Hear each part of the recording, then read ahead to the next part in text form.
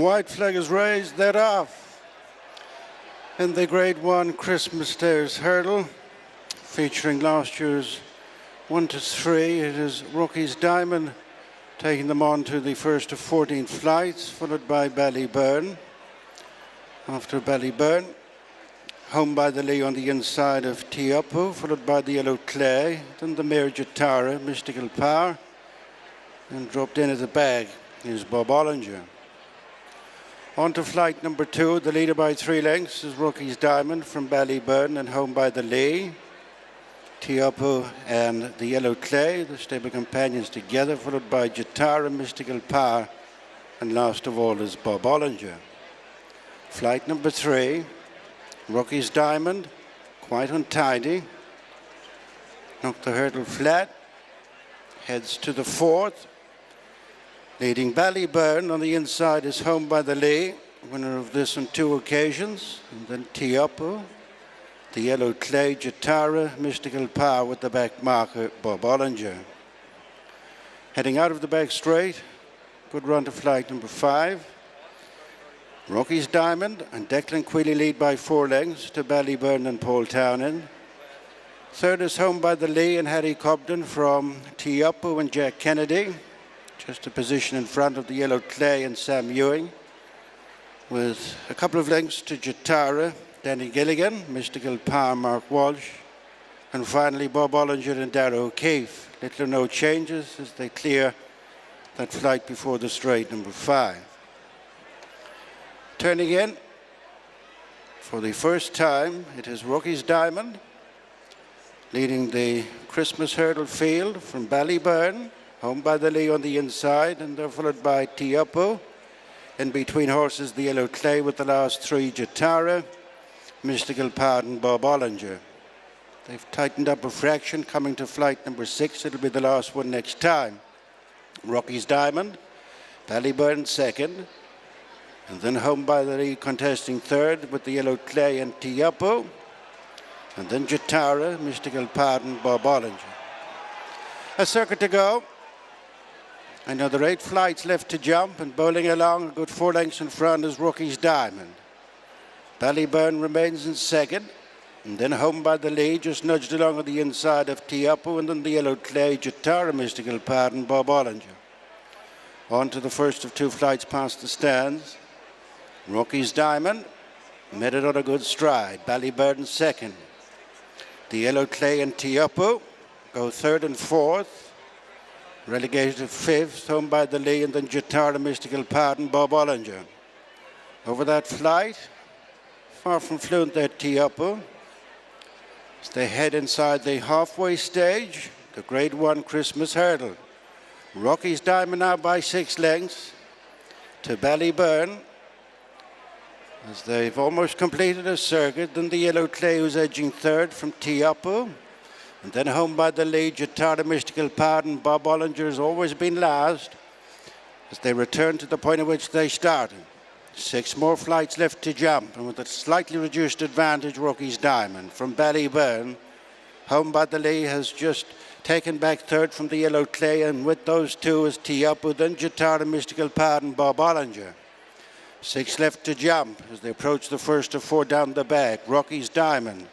Ballyburn just got in underneath it, almost joined for second by the Yellow Clay, and then Teahupoo, followed by Home by the Lee. Over the next on the far side, Rookie's Diamond by 5 lengths to Ballyburn. The Yellow Clay, Teahupoo getting reminders as Home by the Lee. Over the next down the back, Rookie's Diamond knocked the hurdle flat. Ballyburn, Teahupoo. On the inside, the Yellow Clay. 1 more flight left to jump in the back straight. This will be 3 from the finish. The Christmas Stairs hurdle. Rookie's Diamond has led them a merry dance from the outset, as Ballyburn is joined and headed for second by his Hatton's Grace Conqueror, Teahupoo, and then the Yellow Clay nudged along in 4th.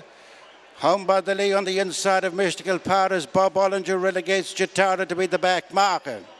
Half a mile to go, 2 left to jump. Rookie's Diamond, followed by Teahupoo, who's shading second from Ballyburn. Home by the Lee keeps at it on the inside.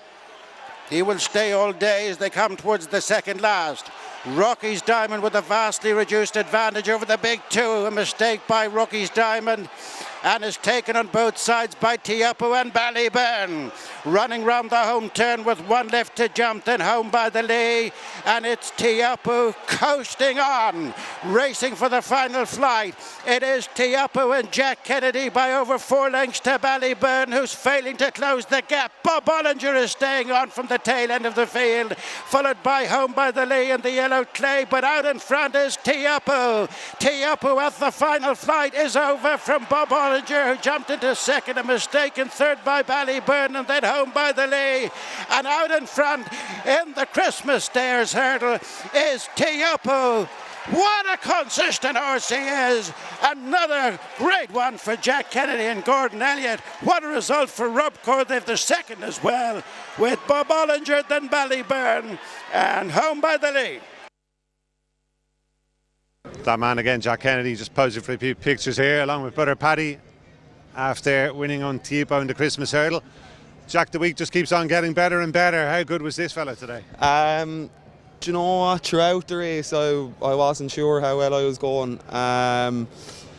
I went by Paul kind of turning out of the back, and he came alive. And when I left him, he went completely to sleep again. And I jumped to the front at the second last, and he away with him then. It was probably one of his best performances, yeah. I mean, in previous years, the formula has been tended to be put him away after the Hatton's Grace hurdle until the spring. There was no need, look, if that was there. No, well, he's getting older now, and even the way he raced today, he was never a horse that would do too much anyway, but he's gone even more laid back now, so say if he was sitting at home in his stable, all he'd be doing is eating and sleeping and getting fat. So not nice for him to be out here today and get that done. Yeah. The world and his wife seemed to think Ballyburn had a great chance of turning the tables on you today. Did that kind of suit you in a way? Yeah, well, from where I was, it looked like Paul was having an easier time of it on him today. I'm not sure now. I'll see when I watch the race back, but I thought Paul would be fairly happy with the way he was going throughout the race, and I probably wasn't that happy with how I was going, but there was, I think, not sure, was it the last down the back, Paul was slow at it, and Declan Quealy's horse Rocky's Diamond had flattened the hurdle in front of me, and my lad was quick out by Ballyburn, and kind of thought that from there on then that I was happy enough. Yeah. There are some new kids on the block in the staying hurdle division this season, and I'm sure Bob Olinger, who finished seconds, run well. He'll be sharper with the run behind him, but do you feel you've still got the horse they all have to aim at?